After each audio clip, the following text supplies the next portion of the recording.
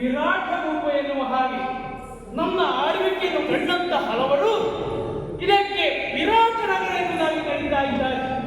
ಕೇಳುವುದಕ್ಕಾಗಲಿ ನೋಡುವುದಕ್ಕಾಗಲಿ ಬಹಳ ಸಂತೋಷ ಆಗ್ತದೆ. ಸಂಭ್ರಮದ ಸಭೆ ಎನ್ನುವುದಕ್ಕೆ ಅನುಮಾನವೇ ಇಲ್ಲ.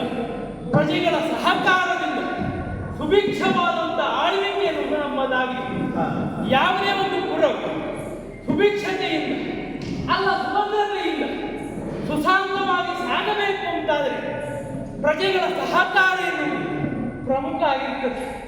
ಆ ಮಟ್ಟಿಗೆ ಈ ಪುರದ ಅಧಿಕಾರಿಯಾಗಿದ್ದೇನೆ, ಅಲ್ಲ ಇಂತಹ ಪ್ರಜೆಗಳನ್ನು ಪಡೆದಿದ್ದೇನೆ ಎನ್ನುವುದಕ್ಕೆ ಎಲ್ಲಿಲ್ಲದ ಸಂತೋಷ ಸ್ವಾಮಿ.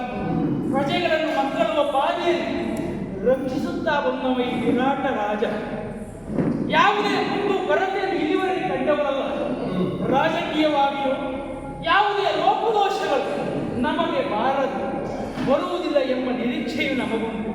ಇನ್ನು ಸಾಂಸಾರಿಕವಾಗಿ ವಿಚಾರ ಮಾಡುವಾಗ ಪಟ್ಟ ಏರುವ ಮುನ್ನ ಪಟ್ಟದ ರಸೆಯನ್ನು ಭರಿಸಬೇಕು, ಇದು ರೂಢಿಯ ನಿಯಮ.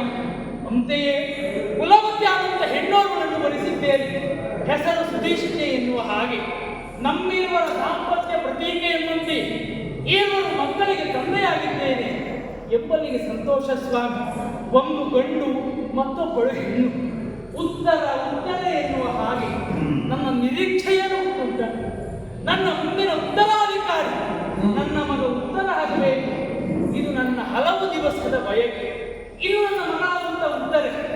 ಇಲ್ಲಿವರೆಗೆ ಯಾವುದೇ ಕೊರತೆಯನ್ನು ಅವಳಿಗೆ ಮಾಡಿದವ ನಾನಲ್ಲ.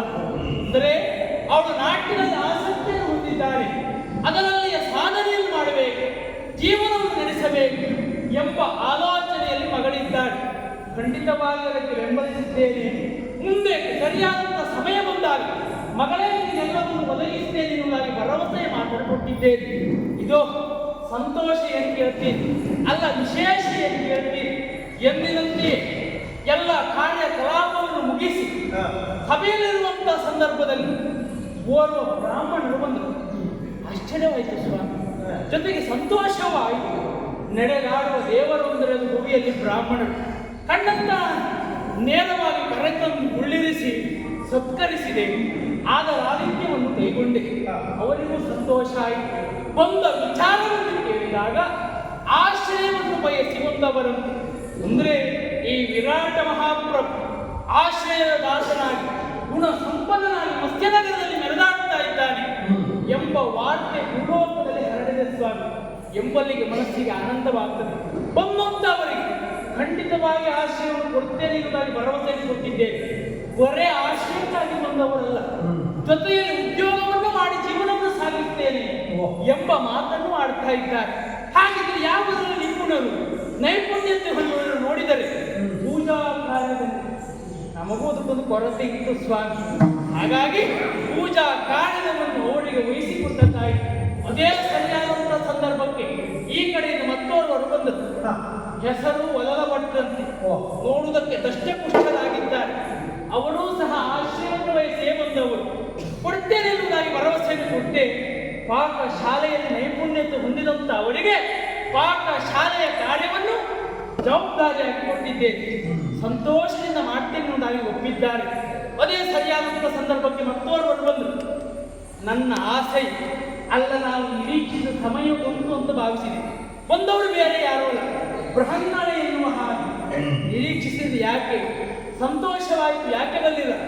ನನ್ನ ಮಗಳಿಗೆ ಗುರುವಾಗಿ ಅಂದರೆ ನಾಟ್ಯ ಅಭ್ಯಾಸವನ್ನು ಮಾಡುವುದಕ್ಕೆ ಸಮರ್ಥ ವ್ಯಕ್ತಿಗಳಂತೆ ಅವರು ಆಶ್ರಯ ಜೊತೆಗೆ ನಾಟ್ಯ ಗುರುಗಳಾಗಿದ್ದೇನೆ ಎನ್ನುವುದಾಗಿ ಹೇಳಿದ್ದಾರೆ ಎಂಬಲ್ಲಿಗೆ ಎಲ್ಲದ ಸಂತೋಷ ಎನ್ನುವುದಾಯಿತು.